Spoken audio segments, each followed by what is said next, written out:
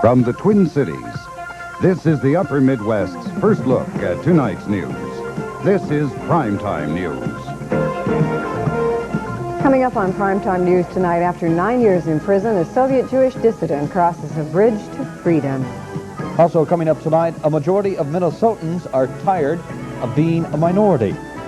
And the year's first cases of Rye syndrome have been confirmed in Minnesota. Good evening, everyone. Thanks for joining us tonight. I'm Ron Graves. And I'm Heather Harden. I'm Perry Williams. In sports tonight, more good news for the North Stars. We'll have details. And I'm Joe Dandry. And weather, it looks like a slow, and I mean slow, moderation. Heather? Thank you, Joe. Well, President Reagan defended his proposed 1987 federal budget again tonight during a news conference at the White House. He said, while many called it dead on arrival, any spending plan to increase taxes would be vetoed on arrival. The president tonight also addressed the issue of the release today of Soviet Jewish dissident Anatoly Sharansky and the ongoing vote count from last week's presidential elections in the Philippines. John Abushan has more tonight from Washington. Tonight, the president tried to walk a fine line on U.S. policy toward the Philippine elections. As you pointed out, he criticized any fraud and violence, but refused to assign any blame. Clearly, U.S. military interests in the Philippines were uppermost in his mind. Good evening. The president provided the strongest evidence to date that U.S. policy toward the Philippines, despite the political turmoil there, really centers around the two huge U.S. bases in the Philippines, Subic Bay and Clark Air Base. One cannot minimize the importance of those bases, not only to us, but to the Western world and certainly to the Philippines themselves. We have to have bases that we can send forces to reopen those channels. This morning, the president heard a preliminary report from Senate Foreign Relations Chairman Richard Lugar, who headed the U.S. observer team monitoring the Filipino elections. He said he'll dispatch veteran diplomatic troubleshooter Philip Habib to Manila to talk with both the Marcos and Aquino forces, the church, and others, and come back with recommendations.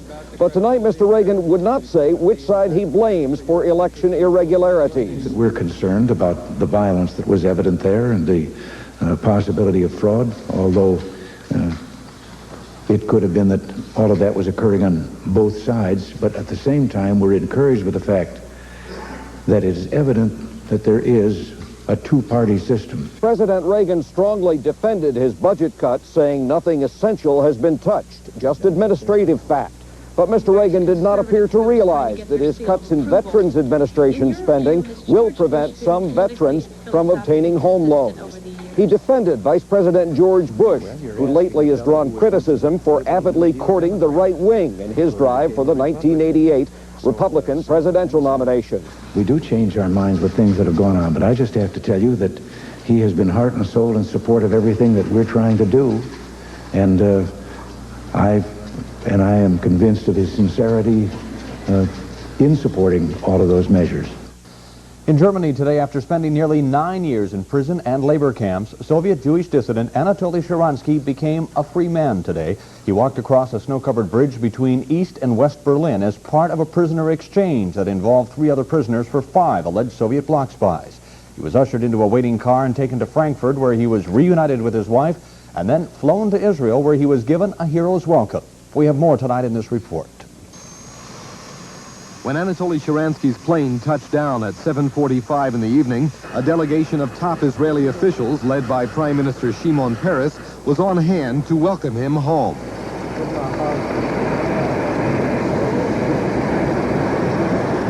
After the 4.5-hour flight from Germany and 8 years in Soviet prisons, Sharansky looked surprisingly fit. Hakol beseder, he told the crowd in Hebrew. Everything's all right. Sharansky joined Peres in making a phone call to Washington, thanking President Reagan and all Americans for their help in obtaining his release. Sharansky told Reagan, "I'm not an American spy, but I do appreciate your help." On behalf of the people of Israel and on behalf of the government of Israel, I have to thank you personally. At an airport press conference, Sharansky received his Israeli citizenship and revealed he'd been told of his impending release only on Monday when he was taken to East Berlin. I am not going to forget those who I left in the camps, in prisons, who are still in exile, or who still continue their struggle for the right to immigrate and for their human rights. Sharansky's wife, Avital, came in for special praise. 12 years ago, I said to Avital, see you very soon in Jerusalem. Mrs. Sharansky arrived in Israel in 1974 and waged a campaign for her husband's freedom in the years that followed. Making his first visit to Jerusalem, Sharansky prayed at the Western Wall, the holiest site in Judaism. Perhaps he was asking for divine help to let his people go. And in Minneapolis, the Minnesota Dakota's Action Committee for Soviet Jewry applauded today's release of Sharansky as the possible beginning of freer policy of immigration by the Soviet Union. But they also said the fact that thousands more have been denied the right to leave means there's a lot yet to be done. But my fervent hope is that our congressional delegation will continue on the course that it is to apply pressure to the administration. I believe to our administration. I believe the volume needs to be turned up. I believe we need to continue to strongly encourage by any means available that are legal and appropriate to get our administration to continue applying pressure so that these inhumane conditions are corrected. Efforts continue today in the Philippines to count the votes from last week's presidential election. The National Assembly, which is required to certify the balloting, began their work today but adjourned before counting even one single vote. Most of the opposition members walked out of the proceedings because the first envelope to be examined wasn't properly sealed. And opposition candidate Corazon Aquino had a warning for the U.S. about accepting Marcos' victory. Make the mistake in the name of short-sighted self-interest of coming to the support of a failing dictator. Understand that we have won and we will take power. Marcos is seeking constitutional respectability for his shameful electoral theft. In the name of democracy, we will not let him. I personally will abide by whatever may be the result of the parliamentary canvass. And it is my hope that my opponent and the opposition will also do the same. Leaders of a U.S. observation team told President Reagan today the election was marred by fraud and to be wary of accepting claims of victory from President Marcos.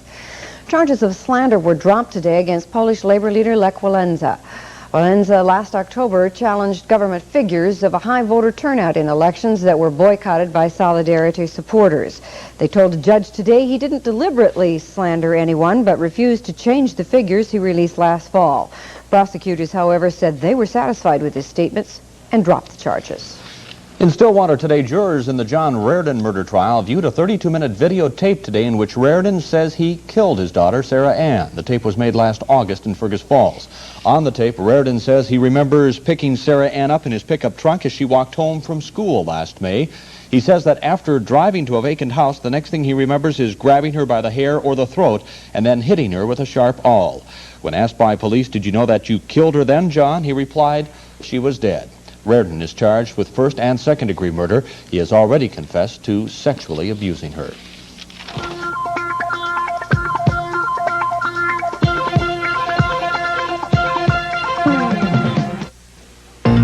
Top growers depend on Counter for superior control of more major corn pests. And for maximum performance, put your insecticide where it works hardest, in furrow. It can't be blown away by wind during application, so you put all of your insecticide to work, in the soil, where it can't be deflected by crop residue or washed away by rain. For superior performance and value, put your money where your crop is, in furrow. Counter. You're seeing and hearing something extraordinary. A digital electronic instrument that feels like a piano, but can sound like 16 different instruments. That can make one person sound like a group. That's so sophisticated, it can talk to a computer. Yet so easy to use, even a child can play it. Even you can. The Clavinova from Yamaha. At Bodine's in St. Louis Park and Harmar Mall, Roseville. This is the one we've been waiting for. Sears Electronic Showplace Sale. Let's go down for a report on the action. Thank you, Bob. You can feel the excitement in this crowd, and why not? Here's a remote control stereo TV. It's cable compatible, and you'll save $150. And a wireless remote VCR that's cable compatible and programmable for $170 off. Back to you, Bob. Sears Electronic Showplace Sale. This'll be a dandy. There's more for your life. They love it. That's Sears. The halls of the state capitol have become very busy in the last few weeks, filled with lawmakers, judges, and constitutional officers. Most of them are male. Outside those halls, however, are members of the public sector. Most of them are female. Today, steps were taken at the Capitol to get rid of that disparity. Kevin Burns reports. In Minnesota, women occupy the offices of Lieutenant Governor, Secretary of State, and several legislators. It's also the first state to have 2 women sit on the Supreme Court. Still, women say it's not enough. The very word judge used to just be synonymous with the judge he. You know, I mean, it was just seen, and because that's the only person that the public had ever seen in that role. And so it's partly the image, and men, of course, have been the political leaders, they've been the legislators by and large, and they take for granted still. I mean, that it's that they should be doing it. This was Women's Day at the Capitol, a chance to be heard loud and clear. Never forget that the world is run by those who show up. And if you show up, you'll make sure that your views are heard. In Minnesota, women represent 51% of the general population, yet only 14% of those elected to make law. Women are afraid to get up in a public forum because they've been told for years that they can't do it. And they've been told it for so long they believe it.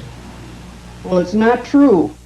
Enter the Minnesota Women's Consortium, a group of 135 organizations committed to full equality for women. Its 1986 legislative wish list includes support for bills dealing with adolescent pregnancy, child abuse, equality, and peace. We have always had this large class, and it's growing and growing and growing, that have gotten the leftovers of any program instead of being as an integral part of the program. The message of the day, get involved. But those who have say be prepared for close scrutiny. If I do a good job, and I hope that I will, that's good. But if for some reason I do a less than adequate job, that could impact on opportunities for other women in the future, and I feel that responsibility very heavily. Women's Consortium leaders say not all women's concerns are included on the agenda, and not everyone is happy with what is included this year, but most members do agree on what may be their highest priority.